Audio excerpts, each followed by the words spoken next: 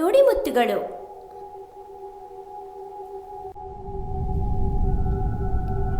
ವಿದ್ವಾಂಸರು ಸಕಲ ಶಾಸ್ತ್ರಗಳನ್ನು ರಚಿಸಿರುವುದು ಜನರಿಗೆ ಮನಃಶಾಂತಿ ಲಭಿಸಲೆಂದು. ಯಾರ ಮನಸ್ಸು ಶಾಂತವಾಗಿದೆಯೋ ಅವನೇ ಸರ್ವಶಾಸ್ತ್ರಜ್ಞ.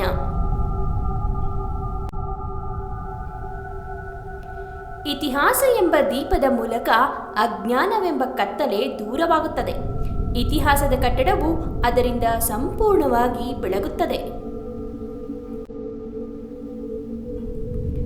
ಅಹಂಕಾರವನ್ನು ತ್ಯಜಿಸುವವನು ಎಲ್ಲರ ಪ್ರೀತಿಗೆ ಪಾತ್ರನಾಗುತ್ತಾನೆ.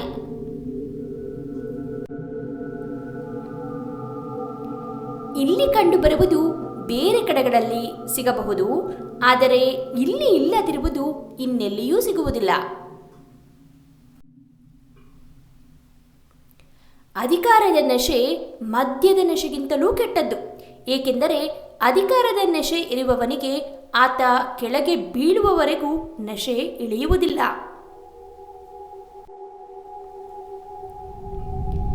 ಏನನ್ನಾದರೂ ಪಡೆದರೆ ಸಂತೋಷ ಪಡಬೇಡ, ಕಳೆದುಕೊಂಡರೆ ದುಃಖಿಸಬೇಡ.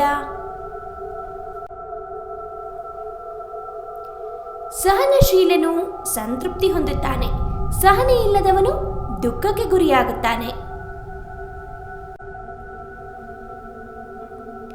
ಪಾಪದಿಂದ ದೂರವಿರುವುದು ಒಬ್ಬನನ್ನು ಸಂಪೂರ್ಣವಾಗಿ ಸಂತೋಷಪಡಿಸುತ್ತದೆ.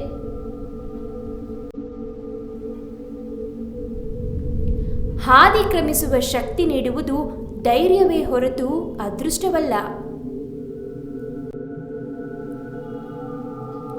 ಕಷ್ಟ ಎದುರಾದ ಕೂಡಲೇ ಸೋಲೊಪ್ಪಿಕೊಳ್ಳದಿರಿ.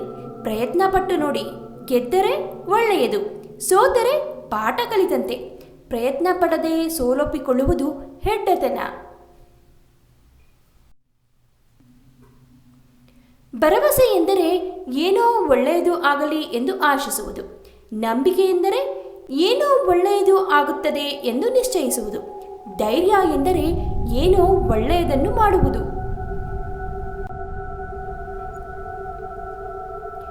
ನೀವು ಅಪರಾಧಿ ಅಲ್ಲದೇ ಇರಬಹುದು, ಆದರೆ ನಿಮ್ಮ ಕಣ್ಣ ಮುಂದೆ ಅಪರಾಧ ನಡೆಯುತ್ತಿದ್ದಾಗ ಅದನ್ನು ತಡೆಯದಿದ್ದರೆ ನೀವು ಅಪರಾಧಿಯಷ್ಟೇ ತಪ್ಪಿತಸ್ಥರಾಗುತ್ತೀರಿ. ಕರುಣೆ ಎಂಬುದೊಂದು ಮಾಯೆ. ಪ್ರತ್ಯುಪಕಾರದ ನಿರೀಕ್ಷೆ ಇಲ್ಲದೆ ನೆರೆಹೊರೆಯವರಿಗೆ ಸಹಾಯ ಮಾಡುತ್ತೀರಿ. ಇದರಿಂದ ನಿಮಗೆ ಸಂತಸ ಮತ್ತು ತೃಪ್ತಿ ಸಿಕ್ಕರೆ ಸಾಕಲ್ಲವೇ?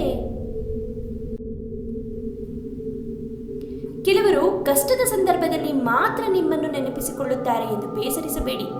ಕತ್ತಲು ಆವರಿಸಿದಾಗ ಅವರು ಹುಡುಕುವ ದೀಪ ನೀವು. ಅವರ ಬದುಕಲ್ಲಿ ಬೆಳಕು ತುಂಬಲು ನಿಮ್ಮನ್ನು ಹುಡುಕುತ್ತಾರೆ ಎಂಬುದನ್ನು ಅರಿತು ಖುಷಿಪಡಿ.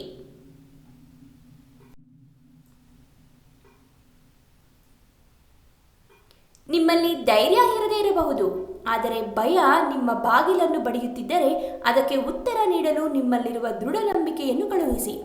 ಭಯ ತಾನಾಗೆ ಹೊರಟು ಹೋಗುತ್ತದೆ.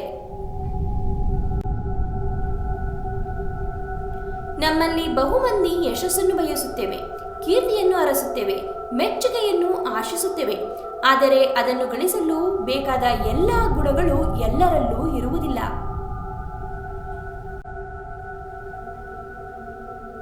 ಈ ವಿಶ್ವದಲ್ಲಿ ಎಲ್ಲವೂ ಪಂಚತತ್ವಗಳ ಮೇಲೆಯೇ ರೂಪಿತ.